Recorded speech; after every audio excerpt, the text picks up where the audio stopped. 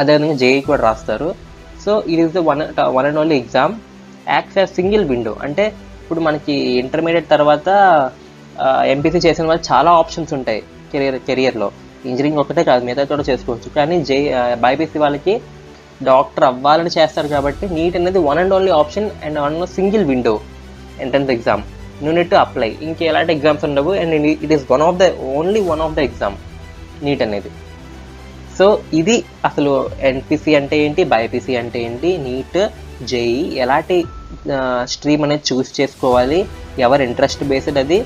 So doctor అవ్వాలనుకుంటే NEET compulsory చేయాల్సిందే. లేదా డాక్టర్ కాదు ఇంజనీరింగ్ వైపు వెళ్ళాలనుకుంటున్నాం, లేదా ఇంజనీరింగ్ కాకుండా ఇంకేదైనా చేయాలనుకుంటున్నామంటే MPC is the best choice. So NEET and JEE అనేవి ప్యూర్లీ కాన్సెప్ట్ బేస్డ్ ఎగ్జామినేషన్స్. మొత్తం మనకి 2 years సిలబస్ మీద, రెండు కూడా 2 years సిలబస్ మీద ఎగ్జామ్ జరుగుతుంది. సో నెగిటివ్ మార్కింగ్ ఉంటుంది. క్వాలిఫై అయితేనే మనకి అడ్మిషన్ వస్తుంది.